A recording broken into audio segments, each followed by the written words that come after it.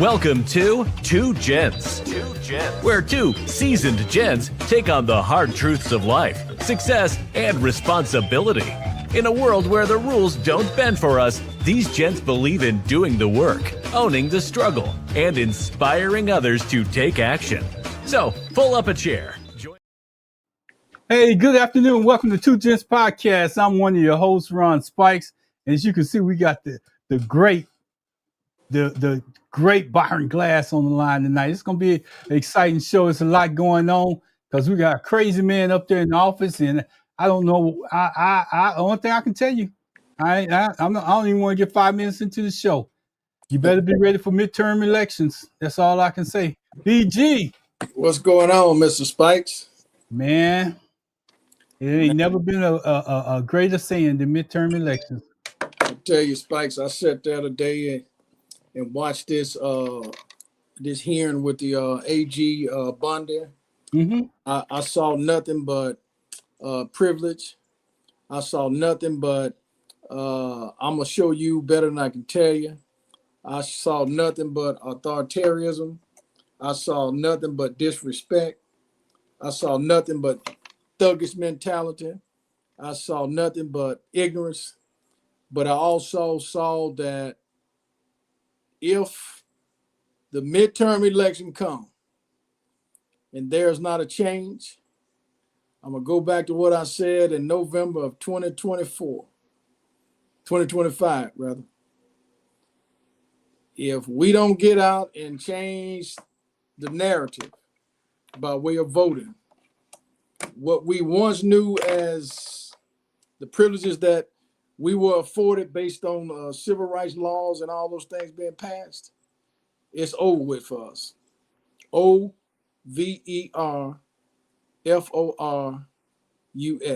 over for us. Mm-hmm.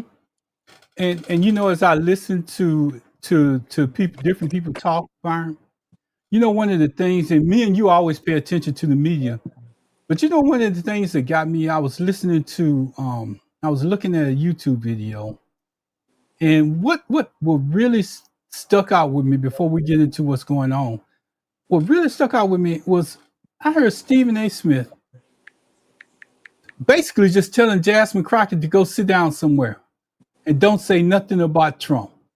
I'm like, I don't understand that one. I mean, Republicans can say whatever they want to, but it seems like as soon as a black woman speak up and say something that they don't like to hear, or say something about a person that they in cahoots with, and I keep on telling you, Byron, it's something in the water north of the Mason-Dixon line that we don't have in the water down south. It's over with, man. You know, even if Smith, you know, got issues or have whatever it is that he may have, to get on and play into the narrative that she should shut up or she should go and sit down or she's out of place, that don't sit well with me. And it's the ignorance that some of the people that have the mic portray. It's that type of spectrum that's making this all the more dangerous because, again, you defeat you got one or two infiltrators that's out there. Best of luck. And Byron, the more we get into this, the more that we really get into this, you know, I don't understand the battle. I'm listening. I was listening to Urban Air. I almost got on today, but I was there picking up my grandson, and it's almost like they finally getting on board to where we've been all this time. They finally understanding that there's some stuff going on in the world that we've been talking about for a long time. This midterm election coming up, I noticed that they're starting to talk about it more. I haven't got with that early commentator. I can't think of her name, but she do a lot of cussing, and she tries to she I don't know who she's talking to, but she does a lot of cussing.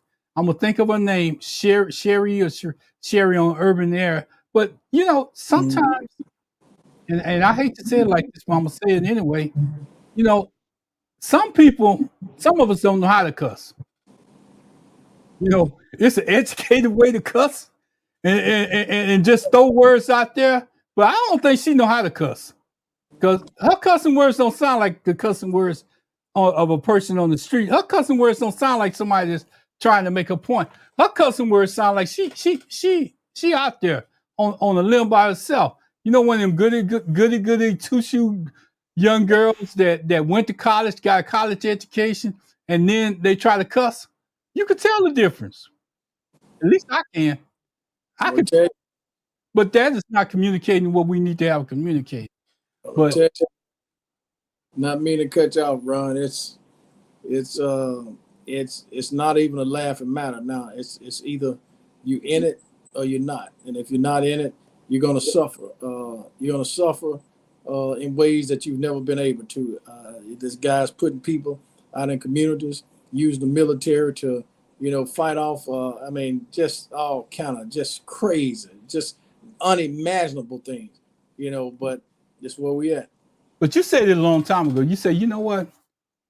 If any of the other presidents would have knew that they had the same power, they should at least try to use it.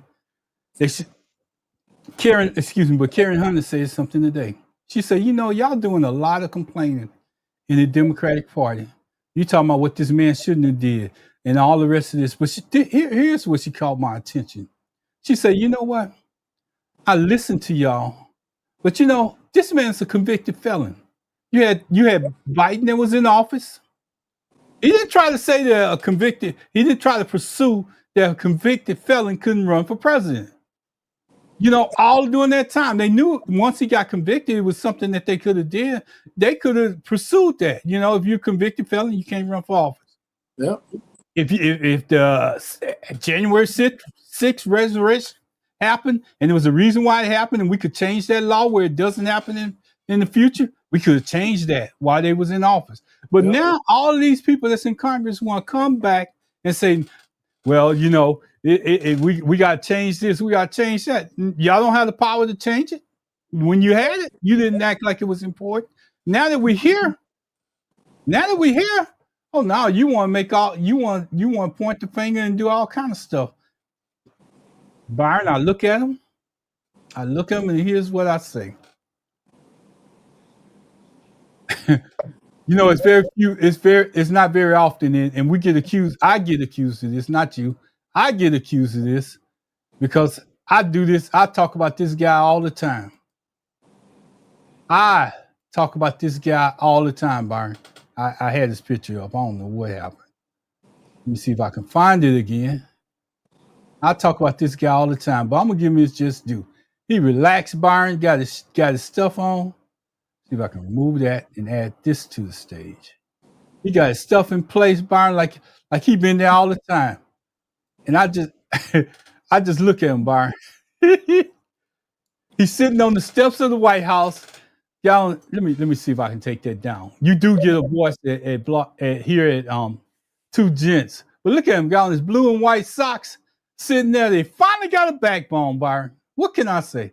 They finally got a backbone, and he's part of the backbone. So as much as we talk about him, we see what happens if you stay on them, you let them know that what they did was wrong, and you stay on them. Their perspective changes, Byron. Right. I think he probably have heard some of these conversations that we've had here on Two Gents and the mic, because we definitely talked about it. If it wasn't last week, it was week before last. We definitely talked about what they were not doing, how they were not doing what they were supposed to be doing. So I applaud him for what they're doing. I think they're probably months too late. But I think if they stand their ground, if you notice the other person is somewhat considering dealing with the healthcare issue or the healthcare concerns, but it comes with a stipulation that they want to open back up first. Well, they should open. They shouldn't do anything until they get the deal that they've been seeking. Otherwise, Robert, what I don't understand is this, and I'm trying to maintain my composure. It's always the party that's in power that's to blame. But somehow you got the party that's in power in the White House, the party that's in power in the House, the party that's in power in the Senate, and they still can't lead. It's like you see you see Tom and Jerry with the little mouse, running. It's like it's cartoon characters that we got, up in DC that's trying to be serious about something when all they're doing is trying to chase the cheese. They can't even catch the mouse. They can't even lead. They can't leave because here's the problem. And I heard it from his own mouth. He said that, if the country ever shut down when the president's in power, that's the president's fault. I'm almost certain you probably got that video. If not, you can find it. Yeah, just so they can say that we ain't lying. Yeah, I'm trying to find it in a little bit. But he said it, and we're here. And I look at him and I say, man, it's your fault. You own that. The Republicans should own this shutdown. This is their shutdown. Yeah. Like you just got through saying, they got the Congress, they got the Senate, they got the executive branch, they got all of that. They even got the legal system. Why are we closed? If you got all the power, all the say so, you got everything that everything starts with Republican, ends with Republican. You got the national media. The only way that we get our words, our message out is we go through what we call the back channels. I guess that's what it's called, the back channels, because you got the national media. If you get out there, you can't say nothing about nobody. You can't. They tell you how to talk. If you talk a certain way, even if you got national media attention, they throw you off the air like Jimmy Kimmel until the people spoke. So it is some power out there. You just have to know how to use it. Right. I see you shaking your head, bro. Yeah, no, I mean, I'm agreeing with you. I'm shaking it in, in disgust. It appears again that, I don't want to beat up the same horse, but again, people better see now that if you lose health care, it's going to be a whole new ball game. They're already telling you how you got to spend, your subsidies. They're already telling you that you can't say this. They're already telling you can't say that. They're already saying that you can't peacefully protest. They're already putting, military in the streets. So again, at the end of the day, this is not a laughing matter. It's not something that you should take lightly. And if you've never done anything by way of voting, this upcoming election is the opportunity to show. Otherwise, you won't have that chance again. I think we should be putting voter registrations in front of people as often as we possibly can. I think that we should get, if we have one message, Byron, it should be your message to the national media. I don't care if you get on for 10 minutes, 15 minutes, or whatever you get on. You need to be talking about midterm elections and make that your direct approach. Hey, how you doing? My name is Ron such and such. I just want to tell you, the midterm elections are coming up, and we need to get you involved in those midterm elections. And if you haven't registered to vote, if you got kids in your house, take them and register them to vote if they're of age, if they're going to be of age, whatever it takes. We need to be doing that. It's 90 million people that did not vote, and they had a reason for not voting. Out of the 90 million, Byron, 45 million of them that didn't vote should have a great reason not to vote now, because he's showing you. I mean, he telling you, and he's showing you all at the same time. Again, I mean, it's kind of like you're saying the same thing over and over. Hopefully by, January, February of next year, it will register that, it must be something serious about this. These guys, these people, that's all they're talking about. That's all they've been talking about for the last at least 2 years or better. So if you don't go and, cast your vote, then, I mean, you're selling your soul. And I think you should maintain at least the ownership of your soul, because if you don't, whatever somebody tell you to do, that's what you're going to be doing. And it's not a scare tactic, Ron. So I think some people think, you're just bumping the gums, or you just, talking out the side of your neck, or you're just saying stuff just to be saying it. No, like the guy said earlier, I was listening to one of the shows. They was talking about, before the person got in, you didn't know what they were saying was going to be true. But now the person is in, and what he said has become reality, and you don't believe it, then you got some problems. You're absolutely right. And you know, Trump always said, I didn't know about Project 2025 and all the rest of that.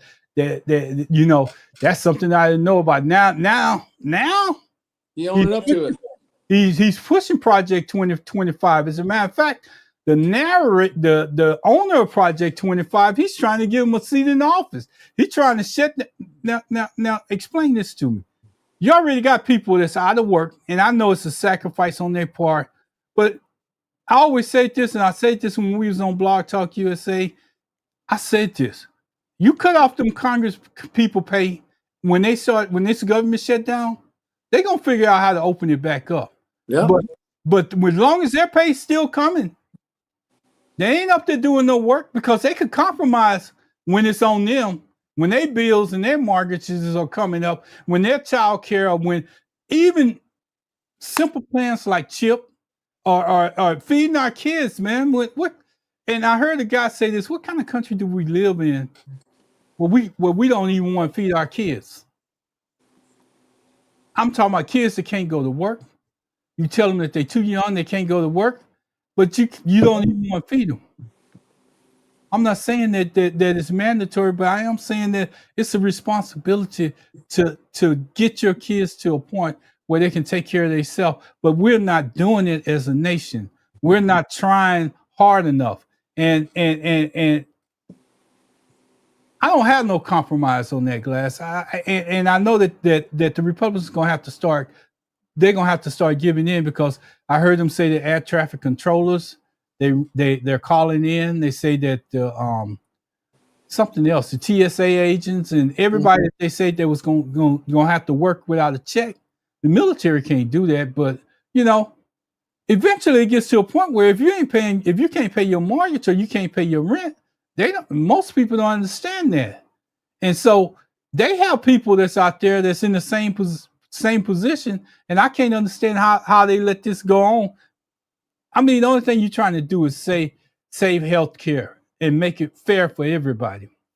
And trying to let the people that's got to keep it, even if what's her name, Marjorie Taylor Greene, can understand that even her people will be affected. Affected. I mean, it's plain and simple. So if that's what I don't understand, Ron. Why is it that we can't get the people that need to be concerned to be concerned? That's what I don't understand. It's hard for everybody to understand because we used to talk about being an independence, Glass, but I'm gonna say this right now. I'm gonna vote Democrat. I got to vote Democrat because I want this fool out of office. I'm gonna say it and I'm gonna mean it. And here's what, I'm gonna put a caveat on that. I want somebody that's gonna take action, not somebody that's going up there just because their name's been on the ballot for years and years. Even if I have to vote a new Democrat in, I'm gonna do my research, and I'm asking y'all to do your research. And don't let the same person, because their name, he or she, been on the ballot forever. We should be doing away with those type of politics because it hasn't worked for us.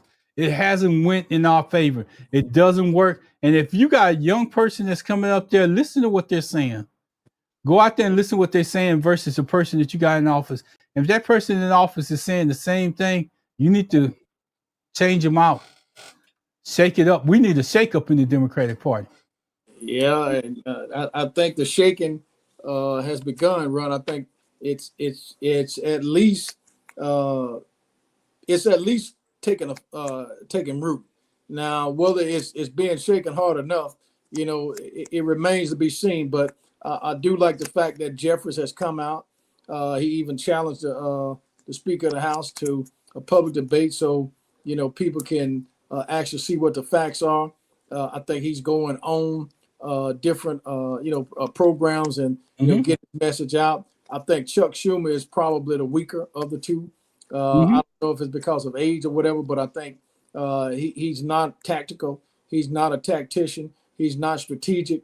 I think he's only there based on seniority. He's not the person that I would have had for the majority leader in the Senate. So I think the shakeup has started. The question is, how long can it last, or will it last to the duration to get what needs to happen?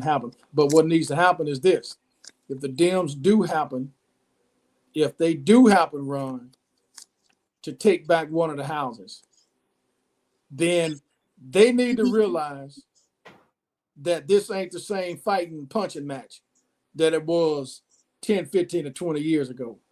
You're going to have to get in the dirt. You're going to have to punch hard. You're going to have to take some licks, but you can't be passive.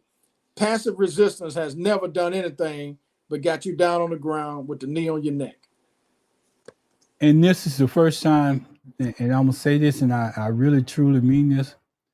This is the first time I've seen the Democrats have something on the Republicans that they can hold to. You got to hold to where we at right now, because if you compromise where we at, you compromise the midterm elections. If you compromise where we at, we're never going to get any more ground, any more further than where we at. Because this, believe it or not, what's happening now in this country is hurting everybody, not just Democrats, not just black poor people, but it's hurting every single person that's out there. And it's going to, if it keeps going, it's going to start to hurt rural America. The people that voted for you, and you think they ain't going to say something about that? See, because even after this gets over with, it's still some stuff that's coming after the midterm election that hasn't taken place yet. Yeah. So if you don't hold to this, we don't have no grounds to stand up. If they can't compromise with this, I hate to say it, Byron, we need to keep on going. This is the one fight that I stand up and represent the Democratic Party. But if they compromise and they capitulate, or they do anything to give in other than those two things that they wanted, I can't follow them. I can't, Byron. I can't follow it. Yeah, I really can't. I can't. I mean, it's almost like we wasting oxygen out here. It's almost. Ron, and I'm not mean to cut you. I don't know if you watched any of the hearing today. What I disliked is Adam Schiff is, in my opinion, he did what he needed to do. But you had this thing, on as the Attorney General that was very condescending, never answered a question, never went toward the. That's what I'm saying. If you know this how the game is being played, you got to change the rules. You just it's no way that you can compete or be competitive if you don't change the formula. It's kind of like racing, Ron. If you're using 87 octane and you ain't getting enough pep, then you got to go to 89 or 93. It's really just that simple. Now, nobody's talking about violence or nothing like that. But what we are talking about is you got to play the game. You got to play the game the way the rules are, and you can't go with the passive resistance with regards to rules. I mean, you got to get down in the dirt. You got to say what you mean and mean what you say. Byron, me and you know that there's a procedure, a book out there called Robert's Rules of Order, and a lot of times that's the book that they use to kind of keep meetings in order and stuff like that. And you see them exhibited, and if you don't know what Robert's Rules of Order, you need to get the book, and you can kind of understand the format in which they go through when they talk back. Madam, what is it? What's the guy that's over the guy or lady that's over it when Chuck Schumer, Madam House or whoever's presiding over it, they have a person that's presiding over the leadership that's holding the hearing or doing whatever. And if you look at the Republicans, they break every rule, every single rule. When they do a motion, it was a guy out of Detroit. I can't think of his name right now, but you remember when he knew the rules of order. He was just straightforward, loud, and everything else. But he would make those motions, and he knew what he was talking about. So the people that were sitting up there, it wasn't nothing that they could do but let him talk. He was on the Tom Joyner show. He was on all kind of shows. I can't think of that guy's name, but he raised hell in every meeting that he was in. But he kept it within the rules of Robert's Rules of Order. But here's why I'm saying to that. When you see a meeting like you seen today, Glass, what happens is that they put Democrats under the rules of order when they want to talk, when they want to say something. They put them under the rules of order. But when one of their constituents want to talk in the Republican Party, they just go free for all. They can cut people off. They can do whatever they want to do. And a lot of people don't understand the reason why when you see somebody in a meeting like that and they're frustrated because they're asking questions of a person and that person is not answering the questions, that person that's in charge has the ability to make them answer that question. But if it's coming from a Democrat, it seems like they don't want to make them answer that question. But if it's answering, if they going along and they being crazy or something like that, for lack of a better term, it's like the Republicans let them do it. They let them do it because they don't want the truth to come out. Right. Yeah. And Ron, I think you're hitting the nail on the head. That's what I understand. People are seeing this. Again, the people that's serving in the Senate and the House, they know much more than what we do because they have access to much more information we do. Mm-hmm. If we can sit in and say, Ron, then we know that they know it. The question is, why you're not fighting? Why you're not fighting the way you should be fighting? Yeah, because Byron, but it goes back to I'm gonna say this, and I'm gonna always say this. It's almost like your thing about the midterm elections.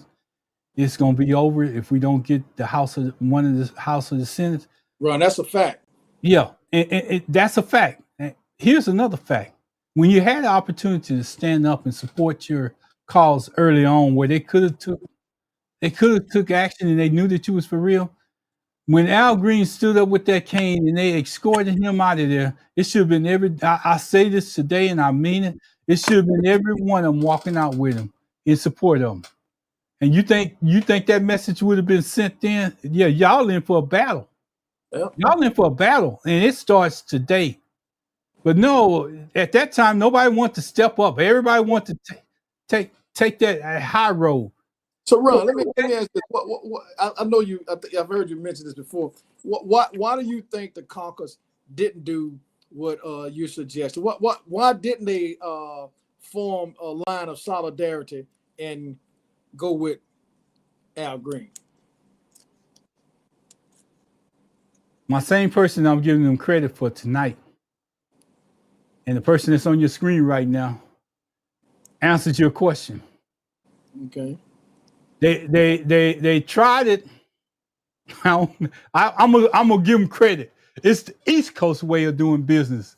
It ain't the South Coast. We got Jasmine Crocker down here. Mm-hmm. But I can't say it because we have AOC up there too. AOC can hold on too. Mm-hmm. But it's almost like when you're in power, you can't hold your own till you realize that everybody sees the mistakes that you've made. When you vote against people that's talking about you not getting ahead, when you vote to give them a recognition or an honorary, I guess you might as well have voted to give them a holiday and everything else. When you vote for that, your vote shows. I mean, it's a record of you voting. And it just showed that when he voted and a couple other people and Chuck Schumer, what's his name? Come on, Byron. Chuck Schumer. And Chuck Schumer voted on the same thing. I'm sorry. There ain't nothing you can say. You should have, Hakeem should, and this is where I'm going just one time tonight, because I still want to give him his props.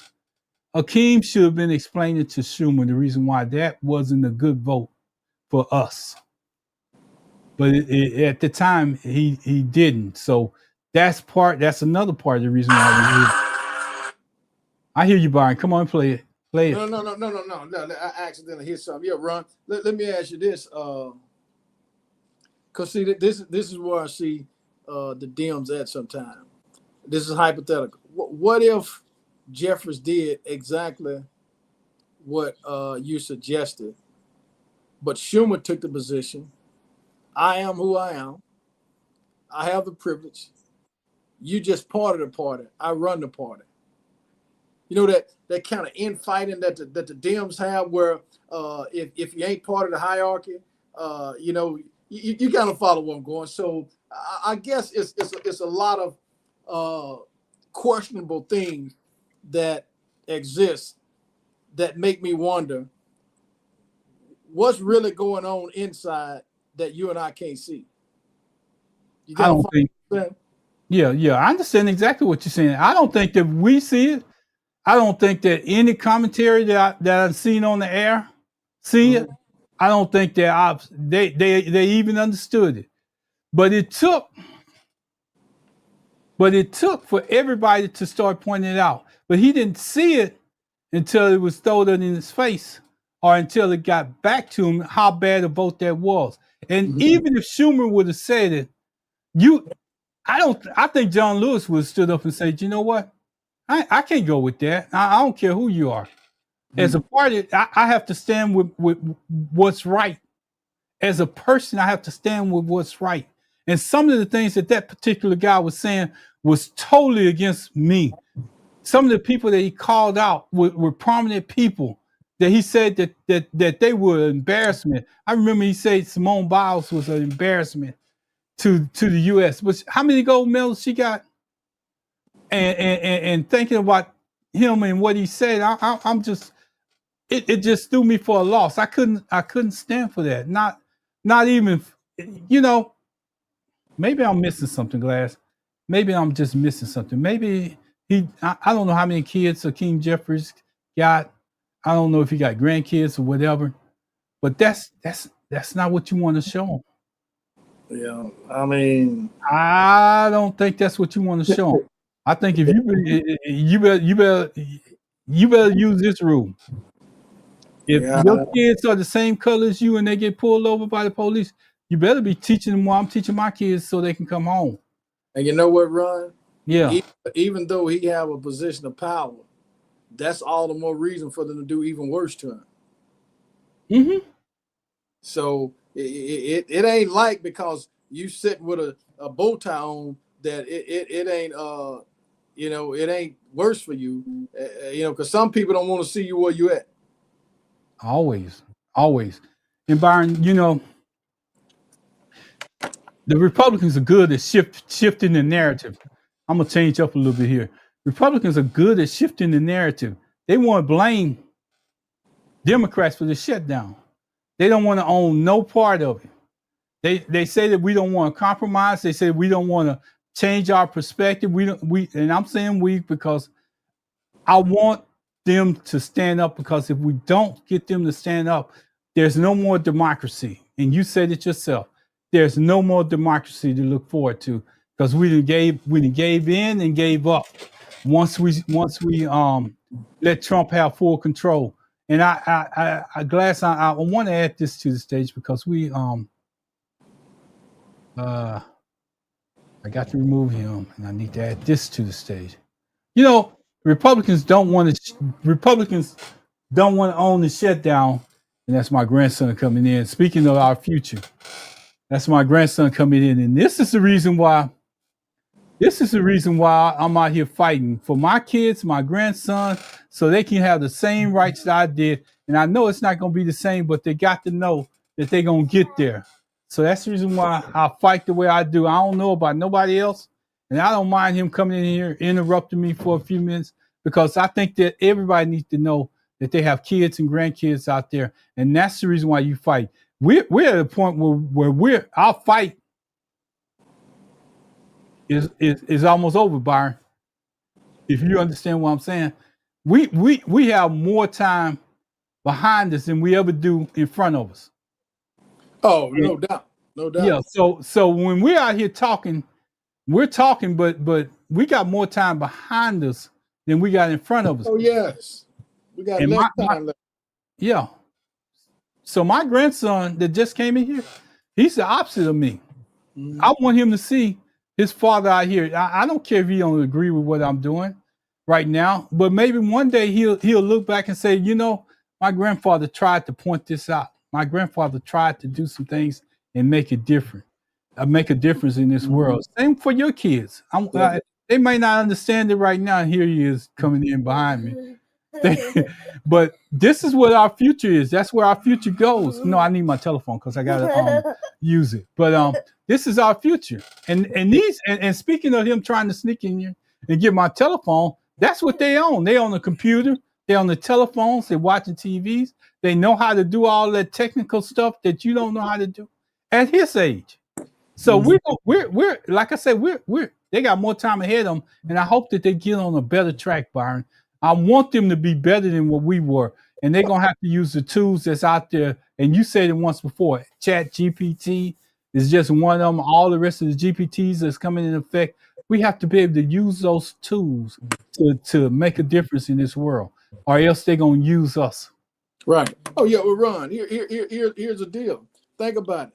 Now, your mom and dad wanted you to have a better life than what they did, and I'm almost certain you did. There were certain things that your mom and dad went through that they didn't want you to go through, and you didn't. But the problem is that the same thing that your mom and dad try to prevent you from having to go through, your grandkids are about to go through the same thing. That's why it's important to get out there and go vote. That's why it's important to start looking at candidates that's running and see where they stand and what their positions are on based on what you feel benefits you in your lifestyle. So again, this ain't rocket science. It doesn't take a mathematician to figure this out. Hey, look, the 60s era, the 50s era is what your parents went through. What they went through, you barely made it out of it, but you made it out of it. You got a chance to see some of these luxuries of what freedom is like, of what it's like to be able to be competitive, to sit on the front of the bus and all this other stuff. Well, you don't want your grandkids to go through what your mama and dad try to prevent you from going through. It doesn't make sense to me, but somehow, some way, we have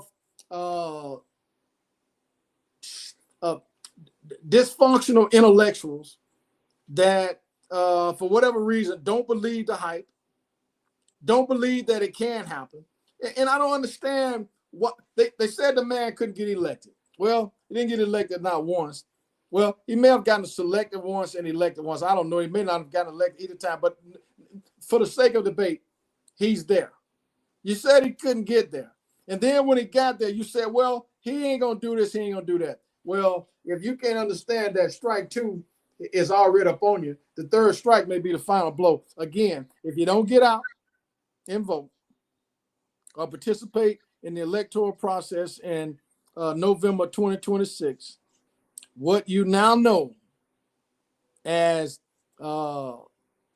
perks won't be the same this time next year. Byron, as you was talking, one of the things that came to my mind was a discussion that I was having with a person. And that discussion went like this. I can remember going downtown and not being able to go in the same restrooms with people. I can remember that. I can remember going to East Texas with my grandfather and you couldn't walk on the same side of the street. And they had an area where all the black people held out and the farmers. The white people could come over there and buy stuff, but the black people couldn't go on the other side of the street. This is something that maybe y'all not seeing it. Maybe you think because you got all this internet access and all the rest of that, or maybe you go to Jack in the Box or McDonald's and you see this ladies and men's restroom. Just think, at one time you couldn't even walk through the front door of those establishments. You had to go to the back door. That's probably where they got their drive-through window from, because blacks couldn't come in those establishments. And that was the way that they got their food, out the side window or out the back door. But they paid the same price as the people that had the opportunity to sit down. So if you think that you so far removed from that, maybe you should sit down and talk to some people, and you won't have to go back too far. You can only go back one generation. Maybe you can sit down and talk to some people with some gray hairs in their head, or in their beard or mustache, and understand that you one generation removed from doing that. And if Trump having his way, you're gonna be going back the same way that we was trying to get out of. The same way with Dr. Martin Luther King, that same way with Malcolm X, that same way with Evans and all the rest of them that stood up, Fannie Lou Hamer, and all the rest of them stood up to fight for you. Even John Lewis recently, until he passed away. Sylvester Turner, Barbara Jordan, you could go back in history. They stood up and they just wanted you to get a chance to ride on the bus and get a seat like Rosa Parks. They want you to have a seat because you used to have to stand up if a white person came on the bus. You was going to stand up, whether you were a woman with children or whatever, you was going to give up your seat. And you young people then forgot that, Byron. They have forgot that. And if they don't look at it, if they don't learn it, they don't know that they killing themselves. Mm-hmm. I mean, think about it. They get on these YouTube videos. They pick up them telephones. They pick up everything, and then they wonder. They say then they only want answers when they take it away. Ron, again, it was 62, 63, 64, 5 years ago that what you're talking about actually existed. Integrated in 72. So 72, 30, it was 28 years to 2000, right? No, 78 to 98 is 20. Mm-hmm. So, I mean, you're looking at it. I guess what I'm saying is,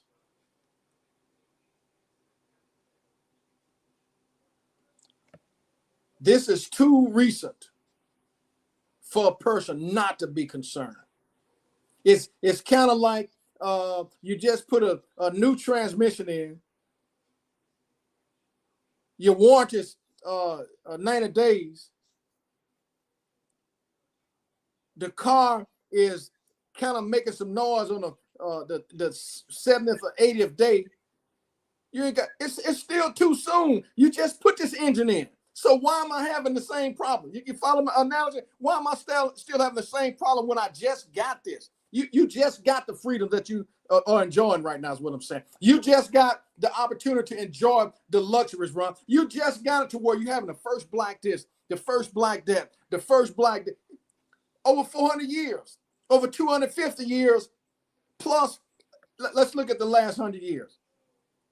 You're still having the first black president. You're still having the first Supreme Court justice. You're still having the first Speaker of the House.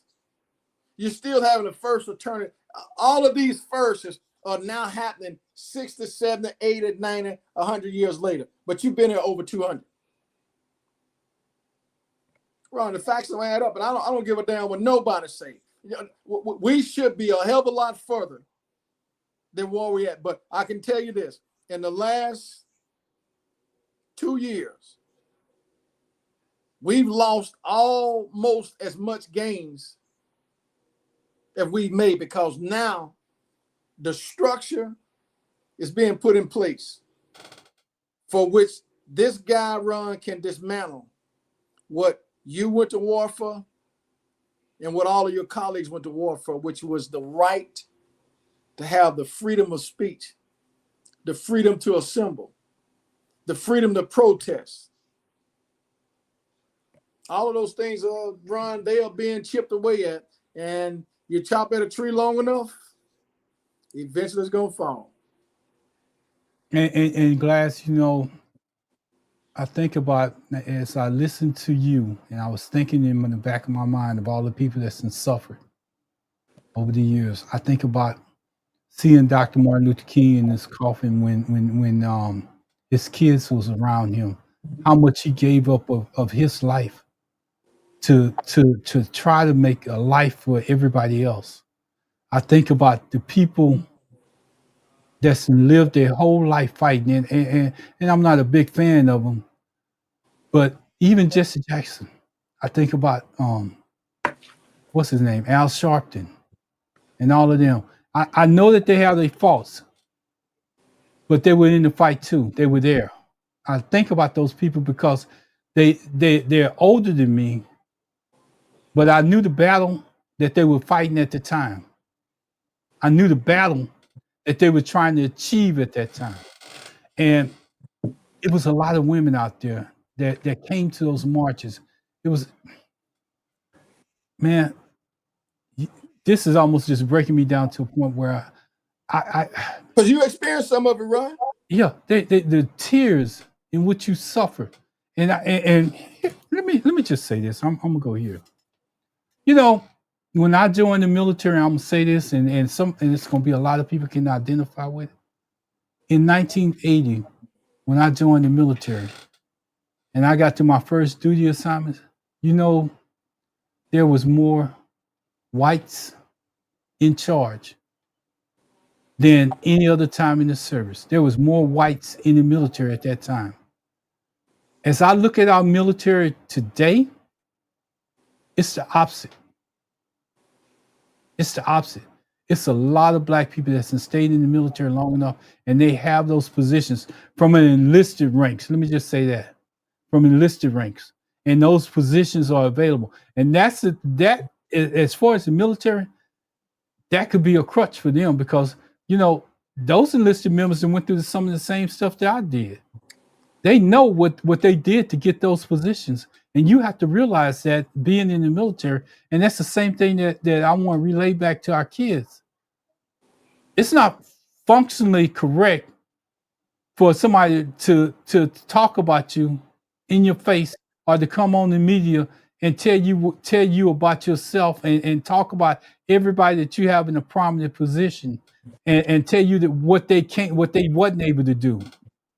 And I'm gonna use his name, LeBron. LeBron, I don't care what you say about him on the court. Off the court, he's my hero. I ain't never seen a basketball player that went out and started a school. I ain't never seen a basketball player that went out and did a whole bunch of things that LeBron has done. He don't get recognition for everything that he's done. But you don't have a person that's sitting on the outside talking about him, and then you want to give him a memorial. You don't do that. You don't have Simone Biles when she went to the Olympics out there and you want to talk about it. You don't take your women and demean them, tell them that they should get an MRS degree because they need to listen to their husbands. You don't tell a person like Taylor Swift that she shouldn't get married unless she submit to her husband. It's an equal out there. You know, it's equal between a husband and a wife, and both of them have to make a decision in their household. It's long gone for the great white hope to be sitting in the head of the household. It's long gone for the what's his name, Archie Bunker mentality, where everybody else he sits in his chair. Can't nobody sit in his chair. He gets a brother-in-law that comes in his house, and they moved into the house with him. So it's long gone. That theory where the great white man has everything, he doesn't have everything anymore. He has to share it. And in sharing it, he has to make it equal for everybody to understand it, equal for everybody to have the same opportunity. Just like Byron Glass goes out there and he ran for office. Everybody has to be able to run for that same office. You may not get elected, but you have to be able to run for that office. And when you get in there, you have a responsibility to the people that put you in that office to stand up and find out what they want you to vote on. And it ain't about the PACs and the money that you get from those organizations, because 9 times out of 10, when you got that money, it was only from one person, 1 or 2 people standing in there leaning in. But those people voted you in the office, and where you came from should mean more to you than where you trying to go to. Right. That's true. I just, Byron, what you say just hits a nerve, because I don't think our young people get it. And here's something else. The next thing, third thing I want y'all to do, if you got this national media out there, that you got a bigger audience than we do. The third thing that I want to do, Byron, they got all them doggone influencers out there that's taking off their clothes, jumping up and down, hollering, screaming, damn, they're killing themselves to get a video that they might not get paid for. Mm-hmm. If you're going to voice your opinion out there and you want to see this country change, do one thing for me, just one thing. Just talk about the midterm elections for 15 seconds. Say, look, if we don't get out and vote, we're doomed. Just say it simple. Keep it like that. But you're an influencer. You're putting it on Facebook and everything. I'm a creative influencer. But what are you creating? Because they're going to take all that stuff away from you. What are you creating? Ron, I tell you, boy, that I'm sitting back listening. If you talk to some of them about this, they would get upset and say that you're preaching to me or I don't want to hear that. But the sad part about it is what you telling them this time next year, they may not have the right or the freedom to make that real, because there may be some stipulations to what you can do and what you can't do. See, again, it's just been made up in my mind from a young boy. Ronnie, you've heard me say it before, and I'm going to go to my grave saying it. I promised my mama that I was not going through what she went through. I refused to not have freedom because I grew up under freedom. I refuse to not be able to mix and mingle with my fellow friends that don't look like me. I refuse to be told, boy, sit down or get off the concrete because somebody else who was born the way I was, just from a different parent, but because of the skin color, somehow you are more superior than I. I just don't subscribe to that notion. I refuse to subscribe to that notion. And the Lord willing, the creek don't rise. Let's hope January, February, March, April, May, June, July, August, September, October. And when November comes, some of what we said will have taken root, and it will have motivated people to actually get up off their ass and get up on their feet and go vote. Byron, I listened to you, and it's something about the way that you talk that's a little bit different than me. See, when you speak, you take that pause and you take that pause. People that's engaged in speaking before, is that they have a pause and they let it sink in a little bit. And most people never pay attention to that. And that's a person with a good story that they're telling. And they want you to let that sink in. But when you get frustrated and upset, you don't have time to let that sink in. You don't have time to navigate the source. And we had a prominent minister. I'm gonna go here. We had a prominent minister in Houston. Before he had stuff that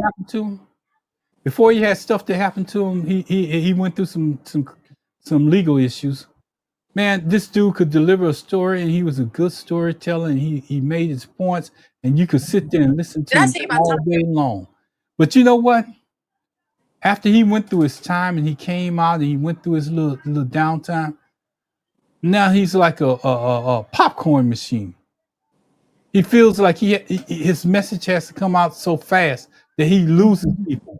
And that was my strength. And when I used to listen to him talk, was that strength that he possessed, that he possessed when he getting his message across. And that's the only thing. Don't think that we're talking down to you. Don't think that we're talking around you. Sometimes people get so passionate that they know where they came from, that they know that they're trying to make a point with you, with a younger generation that maybe you don't understand. See, when you see those people, those animated characters in those games, you can make them do whatever you want them to do. You can make them go wherever you want them to go. But in real life, let me tell you, when you get a job, I don't care what you're doing, it's always somebody in charge. They're going to tell you stuff that you don't want to hear. They're going to put you in a position that you don't want to be in. They're going to make you want to say that I'm quitting. I'm going out of here. But when you quit, you coming back to people like us and expecting us to pull your load. And we're going to tell you to get back out there because you got to eventually take care of yourself. And I think about, Byron, this is something that I think about, and I'll never forget when I learned it. And I said it on the air before. I remember this young man. He was older than me, about 2 or 3 years older than me. He graduated from school, and they stayed up the street from me. And I went up there after his graduation, and they had like a little gate before you went in the back of their house. And he was sitting there on the out, still had on his gown, and I could see the tears on his graduating gown, just from high school. I said, David, you all right? You know, you concerned for him. You see him there crying, and you concerned for him. And me and David never really talked. Me and his brother Steve and his other brother were real good friends. We played basketball. But this was their oldest brother. And you know what he told me, Glass? He sit right there on that little half brick thing, and he said, Ron, you know what? I realized tonight after I got my diploma that I got to take care of myself. I'm responsible for me. He said, I realized that then. And that's what we're trying to tell our kids. That's what we're trying to get them to understand. At some point in your lifetime, you're gonna be responsible for you. And you may reflect back on where I'm at right now, but it's some situations in life that you haven't went through yet that you're gonna reflect back on, and you're gonna say, you know what? I'm responsible for me. That light bill, that water bill, and everything else that's out there that's got to be cut on. The only way that it gets cut on is you got to pay for it. You got to pay. You got to make that. You got to take on that responsibility, just like we did. And even with that choice, there's even a worse choice. And that choice is if somebody else, mainly the system, is taking care of you. Then you got to do what they say do. Mm-hmm. You got to eat when they say eat. Mm-hmm. Then you got to go to bed when they say go to bed. All of these luxuries that you have for yourself will be taken away from you, and then it's too late. Yeah, and you don't realize it till you're looking at those metal bars. You don't realize it. You know, I looked at a young man here in Houston, Glass. This young man was sitting in the passenger side of the car. He just got sentenced not too long ago. He was sitting in the passenger side of the car. The person had robbed him. He had already got through robbing the person that was driving or whatever. This person, the other person, jumps out of the car, Glass, and starts shooting at the person running away. As he was shooting, he killed a 2-year-old girl. Wow. He killed a 2-year-old girl that was in a car. Parents was innocent bystanders. You gotta think before you act, because if you was just sitting in that car and took that loss, you would have been all right. When that girl drove off, you wouldn't have had no problems whatsoever. But because you decided that you want to take matters into your own hand, when they're gone and you still got your life, it's over. Our kids don't realize that, Glass. They feel like if somebody step on their shoes, they gotta say something. They lost their dignity as a person. That's go ahead, Glass. Now I was gonna say everything that shouldn't have value to them has value. Capital A-R, LaRonda. Yeah. Space delete. I don't like the decision making, and I know that we equip our kids to go out there and deal with different stuff. And I know that we do that constantly. It ain't like we just woke up yesterday and said, "Oh, now you got to do this." Me and Glass have been doing this on Blog Talk Radio, having conversations when police was walking up to cars just about saying your life ain't worth nothing. Yeah. They was pulling you out of the car, beating the pants off of you. People are still wearing scars from where they were beat. and we're sitting here and we're having this discussion tonight, and y'all ain't even going back to Rodney King to find out why he's out there. Most of the kids today can't go to a student and ask them who's Dr. Martin Luther King. I think you'll be surprised. They don't even know it. But come January, they can say the whole speech. Yeah. That's true, Ron. I mean, where are we going if we can't remember? And then you got a crazy person in the White House that's taking away all our history, trying to sweep it up under the rug and not let it show up anywhere. They don't want you to know what your people then went through. They don't want you to know the history. They don't want you to know anything. We have to, at some point, take a stand. Hakeem Jeffries, I'm glad that you took a stand. I'm glad that you stood up for something. And I hope and I pray, Glass, that they continue to hold this course until they get something that they want. They just don't give up, just don't give in. I know there's some people out there suffering, and I hope that we can put together organizations to help them get to the next point or whatever they need to fund them over. But we cannot just continue to give up and say it's all right. We have to be able to stand up. And this is if you can name another one, Glass, where they stood up, I want to know about it, because this is the first time I've seen them stand up to this man. I think he's doing an excellent job, Ron. Space. I think now is what we should be doing is Space. AM. Space. what we do wrong is when R-A-D. Yeah. Radio. well what happens is when they do wrong, we chastise them. Pure When they space. do right, we support them. Capital A-N So what we're space. trying to do, Ron, you got some back noise. S-T. Yeah, I know. I'm getting rid of it. Yeah, That's why I'm gonna have to cut that telephone down. yeah, My daughter. But I got it taken care of, Glass. I apologize to anybody that was out there. I'm glad you called it, Glass, because I didn't know they were still up on the switchboard. Oh yeah. So we just when they do wrong, we let them know they're wrong. When they do right, we congratulate them, we applaud them, and that's what we're doing. Yeah. But the fight ain't over with yet. It just started. We're looking at about 8:34 p.m. Central Standard Time. So if you are on Instagram, you may have lost us, but nevertheless, we're still live. We're still on YouTube. We're still on StreamYard. So we're once again trying to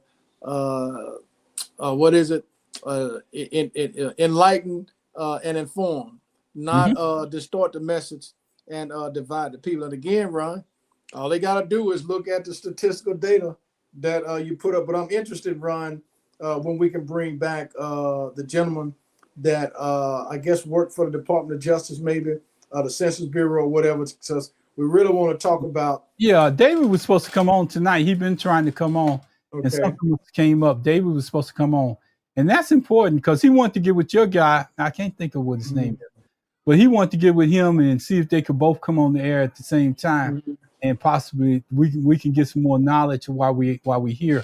But you know me, Glass. I was prepared to do this show by myself, and I didn't know if I was gonna have some help or whatever. But the number's 832-856-5964. I got some stuff that we're gonna go through real quick. Go ahead, Ron. You ready for it, Glass? Yeah, go ahead. We're Bring out the facts. gonna go through this real quick because we Republicans need to own this shutdown. They control the House and the Senate and the White House. This is their baby. We wouldn't have got here if they would have just tried to compromise or not compromise, but at least work with the Democrats and help them get to a point where it's a win-win for everybody. We know in politics, not one party is not going to win, but if you control the House, the Senate, and the White House, you own this shutdown. I don't care how you put it. And Ron, to add to that, that's why the DEMS need to be honing this in harder, that we're not the party in power. Okay, they own this, and they need to make sure that the American people understand why they own it. They need to explain it to them why they own it. And the other thing is don't get caught up in the Republicans lying, talking about that they tried to talk to the Democrats and they didn't want to talk. Right. They reached out to the Democrats, and they just, this is about them. This ain't about no, this is about the American people. They're trying to make sure that it's a win-win, not just for you. Right. You want to kick that can down the road. No, we ain't. You don't need to kick that can down the road. You did that long enough. Mm-hmm. If you want to negotiate on what healthcare crisis and all the rest of that, you would have did it. We're going to the next one, Glass. I'm gonna just go through this. I'm gonna go here. Shutdown. Ongoing chaos attributed to the content of the presidency affecting the nation's stability and public services. Well, a shutdown's going to do that. I don't know why you feel like it's not. A shutdown shuts down certain parts of the government, and it's not functioning. People that was going to work every day, they're not able to go to work, and that's part of it. But that's the sacrifice that we have to make. Or we ain't trying to preserve a democracy. We turning it all over to Trump. Whatever Trump says, we giving it to him. And just say we just writing that check, Glass. I don't know why people think the shutdown is going to be easy. It's not. Right. I mean, and Ron, you remember he said that it's going to be some suffering before it get to the good part. But the problem is, it may not be no good part to the ending of this silver lining. Ain't nothing been good about him. Look at the tariffs. They ain't did nothing. I tried to cover up for him in the earlier show and talk about how the tariffs will work in our favor. But hell, he done messed up the tariffs. He keep going up on the tariffs on people because they disagree with him. That ain't government. That ain't politics. That's something that you making up. You playing Monopoly or something. Yeah. You ain't in government. Republicans should take responsibility. The shutdown is due to the refusal to support health care for working class Americans and creating a disparity. You don't know nothing about Americans. It seems like it's a Republican Party because your people are voting you in office and you taking away their medical benefits. Hospitals are closing in rural areas. The same people that put you in office, you closing down stuff, and it's gonna get even worse. This is only the beginning. So if we don't stand up and do something right now, Glass, I don't know where we're gonna be. Well, yeah, Ron, we know wherever's at, it won't be what we're used to. That's the issue, and that's what I'm saying. It's really simple. Even if you don't believe it's going to get, I mean, the point is if you enjoy what you're doing now, you may not be able to enjoy it in the future. That's simple. And the Democrats have taken a stance. I mean, they trying to remain strong. One or two of them, then they skated. They went to the other side. But I hope there's enough of them to hold together and make this point because they doing it.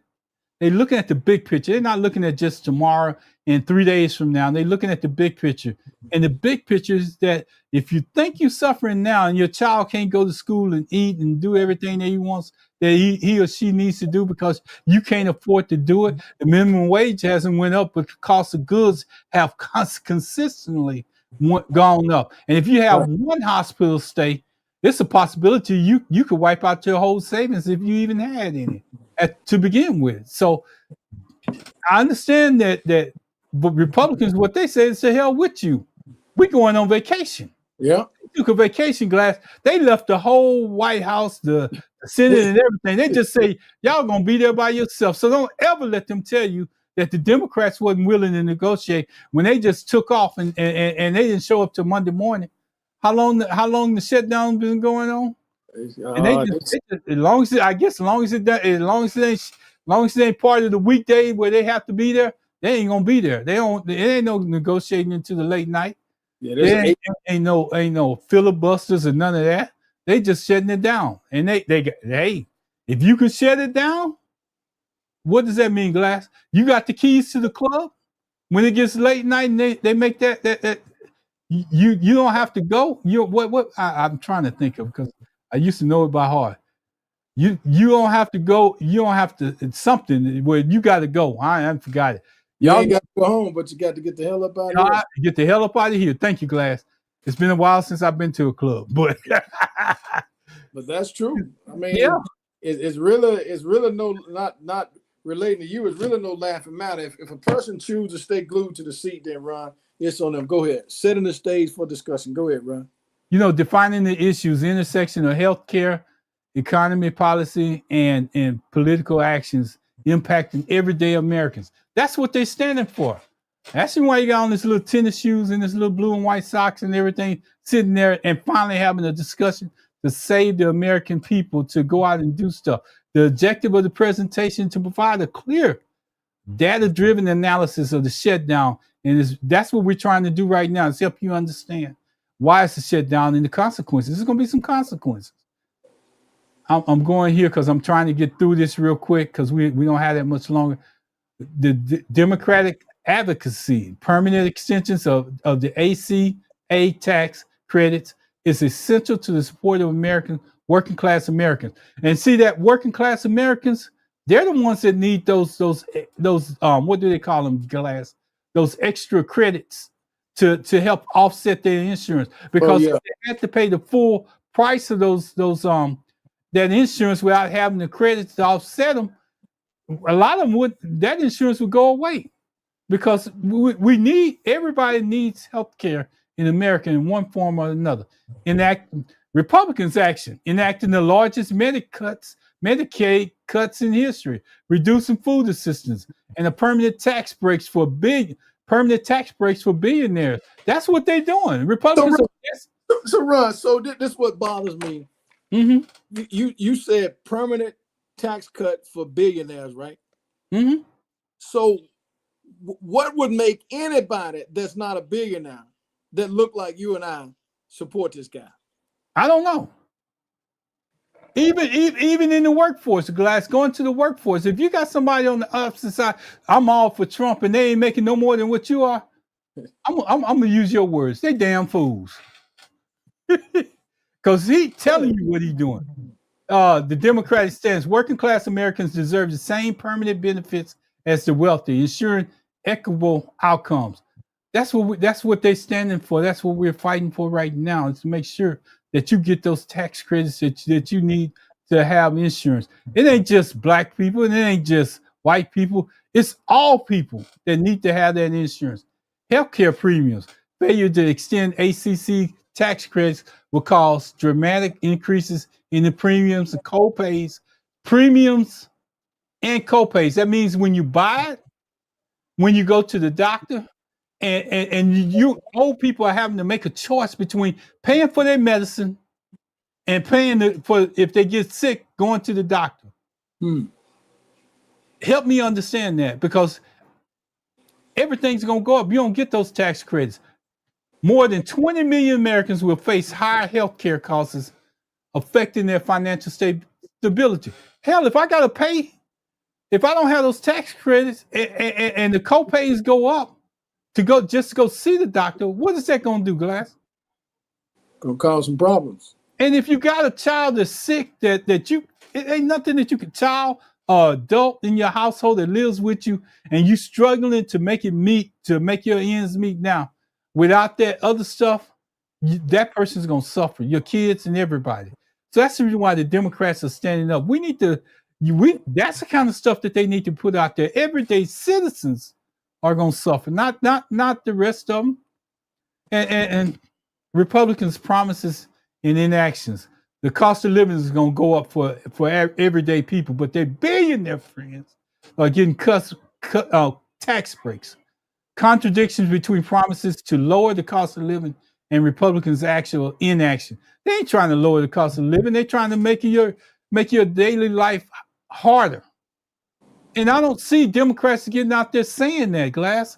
I don't see it. I see Hakeem Jeffries spell it out, but they need to get normal, everyday citizens that would affect, and get them in front of the public and let them know that if without that, they won't be able to stand. So that little sacrifice and not say little sacrifices, but that big sacrifice that those people are making on their paycheck, please understand that there's a bigger picture out there.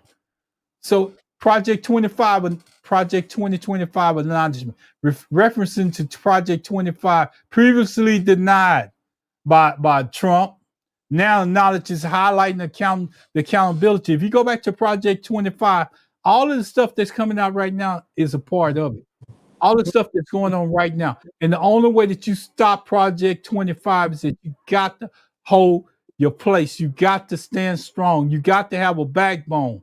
You got to be like that man sitting on the White House on the House steps with his socks on, and I don't care what Schumer's doing over there. He has to stand strong in his own words and stand strong for the people that he represents, because he is the leader of the House. Yep. He is the leader of the House. I'm gonna say it a third time because somebody in the military told me you have to say it 3 times. He is the leader of the House, so he has to stand strong. The impact of tariff, I just told you about the impact of tariffs. It's all messed up. He said it was going to change. If he would have did it the right way, it probably would have worked. But now it's just that what they did was reverse the tariffs back onto us. That is on them, on the Republicans. That's on that fool that's on this picture up here, Glass. It's on that fool.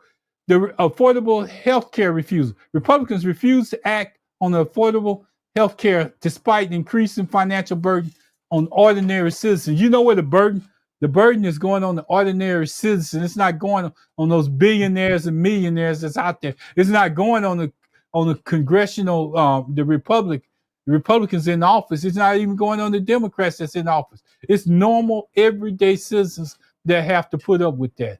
I'm gonna keep on going because I need to kind of get this out, because I need you to understand the reason why this shutdown is happening. Then this guy, hey Glass, I need you to comment on. Then this is what he said: mass firings, mass firing. Hell, he been firing us ever since he got in office. Shit. What's wrong with mass firings? All of a sudden now he said he gonna fire more federal employees.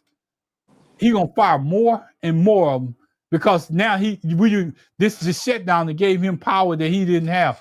When did this power stop? I want to know because I haven't seen it. Right. Am I missing it? It's just an excuse to do what they want to do anyway. So he said, layoffs disproportionately affect veterans, Black women, and I can't make out that word. But anyway, Black women, you start laying off Black women when you started DEI. Hold on just a minute. We got somebody kind of trying to come in. Hold on. Glass, I've been lacking. I'm going to let you take that one. Liberty Twitcher, that's good, though. We need to reduce government size. We're running deficits. We can't afford it anymore, and a huge portion of government workers are lazy. Everyone knows that. I disagree with that. I think that's subjective. I think it's, and I'm gonna say it like this: when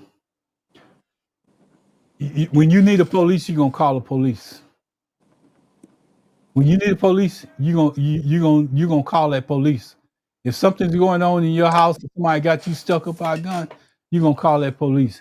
When you need to get your taxes and you want to protest your taxes or doing anything, you need those government individuals that's there. And if they're not there, you know what you're gonna have to do? You're gonna have to sit there and on your hands and wait till they come back to work. So I understand what you're saying, but I can't agree with you. I'm like Glass. Hold on. Yeah, I think Take it. no one's talking about reducing police except the leftists. I'm talking about the government workers. Liberty Twitcher. How do you know that government employees are lazy? Are people at your job lazy, or do you work?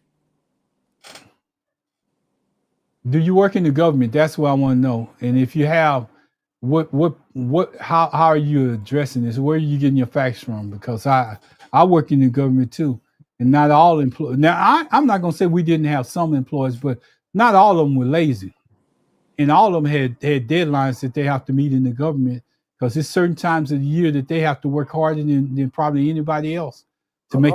I'm waiting on whoever it is to respond. You know, it's laziness in all aspects of the workforce. Yes, I work. Of course, there are lazy people everywhere, but a huge portion of there's not a huge. How do you determine that? But a huge portion of government workers are lazy. I'm trying to figure out how would a civilian know that a huge portion of the people are lazy? That's an inaccurate statement. That's basically you can't observe it because you don't see every department. Absolutely. And you're right about that, Glass. So you're making a general observation, which I accept that, but I disagree with it. I think there's no way that you can signify or determine that a huge portion of those individuals are lazy. Yeah, but liberty Twitcher, it is your Oh yeah, opinion. it's an opinion. I'll agree, but because it's opinion does not necessarily mean that it's facts. What we're talking about, just like we know that all police officers are not bad. What you do is you try to weed out those that are bad. If there are some lazy individual workers, you want to weed out those lazy individual workers. But what I would like to know is define laziness. What are we talking about when we say that a huge portion, could be 10%. Government is massive overspending what it takes in. We need to cut government size. What part of the government needs to be cut, Liberty, Chris Twitcher?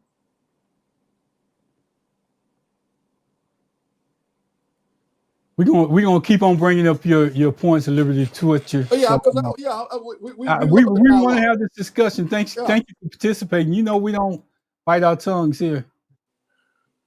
We need to okay.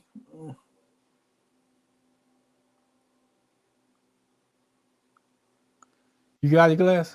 Yeah, it's the same comment. Oh, let me see if I might have missed it. Whatever parts Elon says to cut, I'm with him. Well, that's enough right there. See, he or she, now I don't know which one. They're going on some talking points of a fraudulent person. Now, I would respect them more if they had their own opinions. But at this point, I'm gender fluid. Okay, what does that mean? Please educate me, enlighten me. You know, my thing is, and it goes into this next part right here. Go ahead, Glass. Okay, yeah, and I'm asking because I want you to educate me. What does gender fluid mean? I don't know, so I'm asking because it depends on how I feel at any given moment. Okay, I got you. So, what were you born as?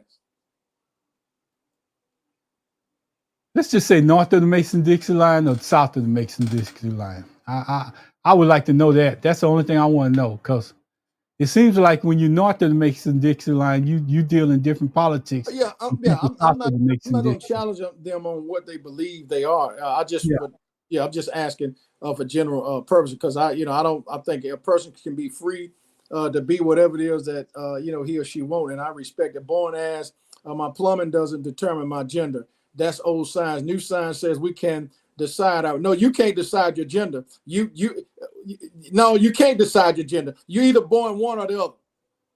And I just asked, what were you born? I'm going to address you the way that you want to, which is gender fluid. I'm going to address you as liberty Twitcher. I'm not trying to question, this, that, doesn't. So I just asked, what were you born as? And yes, you don't get to change what God made. That ain't science. Whew, okay. And here we go. Job losses. Over 300,000 black women have lost. 300 black women have lost their jobs under the current economy, leading to the economic instability and hardship. We already at a disadvantage on as far as that. Not only just imagine how many people lost their jobs just based on this Elon. He said he brought up Elon Musk, so I'm gonna bring him up too. So Elon Musk recommended all this stuff, but when Trump started touching his stuff, taking away all those benefits and everything that he was getting, he quit. He ran away. He said, "Oh no, you getting into my stuff." So if he was saving the American people, why did he run away after then?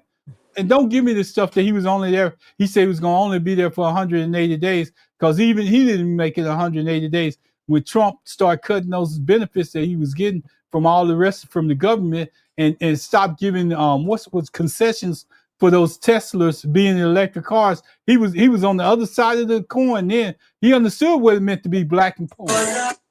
He understood what that meant, Glass. A call for action, request for bipartisan discussion to end the shutdown and stop the harm to the federal workers and the border and the broader public. I agree with him. We got the call for action is that you make agreements to shut it down. You don't just go on one side and one side is in control. But as far as the shutdown is concerned, there's 220 Republicans in office right now. It's 213 Democrats out there. That should tell you enough right there. You in control. You own this shutdown. And Liberty Twitcher, please don't make this your last time.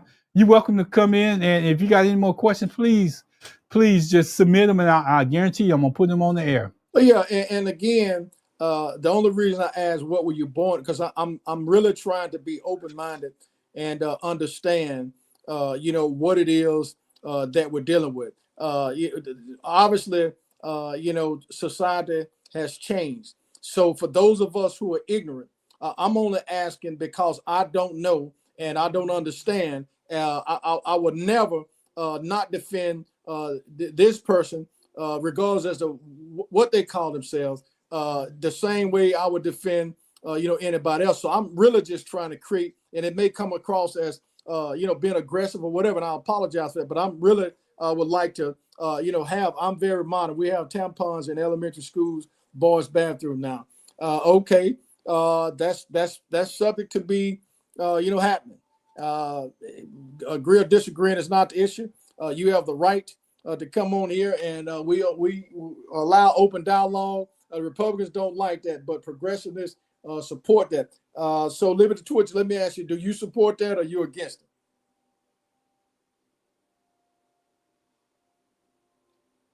But while we waiting on Liberty Twitch, oh, he came back real quick. Okay. Wow. Okay. Well, Liberty Twitcher, you welcome. Anytime.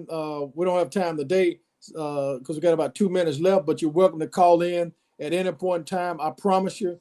We may give a little pushback. I also don't like parents upset that boys compete in girls sport. Well, I'm one of those parents, Liberty Twitch, and I think all of the hosts on here is one of those. But we can always, discuss that at another show. But at least you're coming on and you have an opportunity to say what you want to say. But look, we're looking at about 2 minutes left, Ron. I'm gonna give it back to you and let you close out. Also, Liberty Twitcher, please, always feel like you're a part of.